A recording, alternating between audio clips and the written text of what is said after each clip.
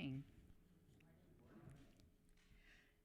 Our Christianity teaches us that giving of our time, talents, and tithing are all play an essential role in the relationship with our church and with God. My talents, skills, are organization, coordination, administration, and bookkeeping. These talents have afforded me the opportunity to serve St. Luke's as a bookkeeper during my first year here. Then I was asked to serve on the vestry. I was supposed to fill a one-year vacancy on the vestry, but shortly after being voted into that role, our priest resigned, and we hired an interim priest.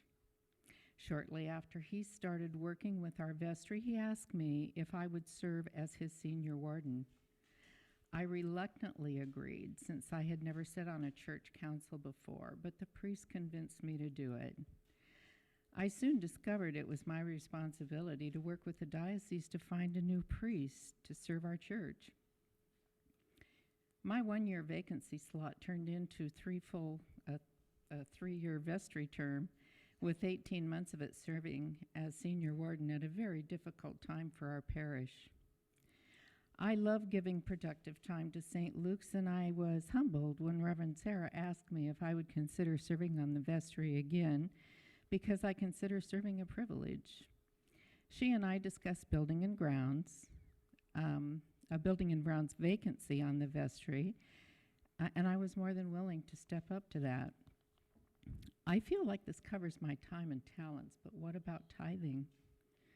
My relationship with St. Luke's and the time and talents I have offered have taught me so much. St. Luke's is one of my most cherished investments, and it yields the greatest returns. The blessings I have witnessed here are abundant.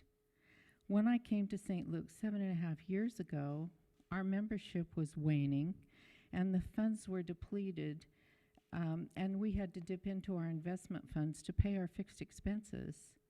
Since then, we have grown our membership, and our tithing has increased to a point where we now have the security of knowing that we are financially stable without having to use our investments to pay our bills. However, I am aware that our church was built 65 years ago, and my buildings and grounds ministry experience has made it apparent that we will have some large and expensive projects in our future. Gratefully, the Springwater Studio is clean, functional, and ready to rent, which will help to strengthen us a bit more financially, but that just isn't enough to cover the major expenses we have to address. We're fortunate to have a building as old as ours that is structurally sound, and we know this. We had this professionally assessed. However, the vinyl siding is in bad condition and needs to be replaced. We also have some other exterior work that will need to be done professionally. Our hope is that Sarah's status will change from part-time to full-time, and we can increase our office manager's salary in 2023. My love for this sacred place where our St. Luke's family gathers and worships together inspires me to pledge.